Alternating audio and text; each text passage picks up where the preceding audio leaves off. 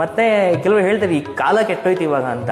ಕಾಲ ಇವಾಗೆಲ್ಲ ಕೆಟ್ಟಿರೋದು. ನೀವು ಯಾವಾಗ ನೋಡಿದ್ರು, ಇವಾಗ ನೀವು ರಾಮಾಯಣದಲ್ಲಿ ನೋಡಿದ್ರು ಅವಾಗಲೂ ಮೋಸ ಏನು ನೋಡಿ, ರಾವಣ ಎಲ್ಲ ಏನು ಅಪಹರಣ ಮಾಡ್ಕೊಂಡು ಹೋಗಿದ್ದು ಇದೆಲ್ಲ. ಹಂಗಂದರೆ ಅವಾಗೇನು ತುಂಬ ಎಲ್ಲರೂ ಒಳ್ಳೆಯವರಿದ್ರು ಅಂತ ಇಲ್ಲ. ನೀವು ಮಹಾಭಾರತಕ್ಕೆ ಬಂದರೂ ಸಹ ಅಲ್ಲೂ ಸಹ ಅಷ್ಟೇ, ಅಲ್ಲೂ ಎಷ್ಟೋ ನಿಮಗೆ ಮೋಸ, ನಮ್ಮದವರೇ ಮೋಸ ಮಾಡ್ತಾರೆ, ಎಲ್ಲನೂ ಮಾಡ್ತಾರೆ.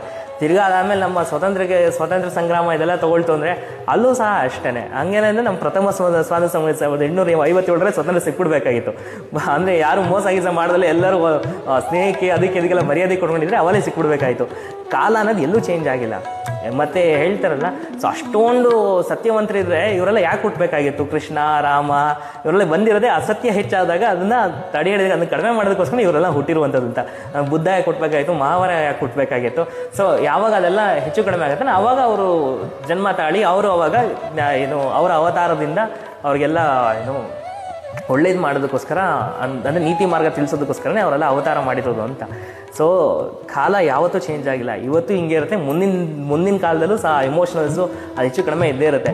ನಾವು ನಮ್ಮ ಎಮೋಷನಲ್ ರೆಸಿಲೆನ್ಸ್ ಅಂತ ಹೇಳ್ತೀವಲ್ಲ, ಅದು ಅಪ್ಸು ಡೌನ್ಸ್ನ ತಡ್ಕೊಳ್ಳೋ ತಾಕತ್ತು ಅದನ್ನು ನಾವು ಕಡಿಮೆ ಮಾಡ್ಕೊಂಡ್ಬಂದಿದ್ದೀವಿ.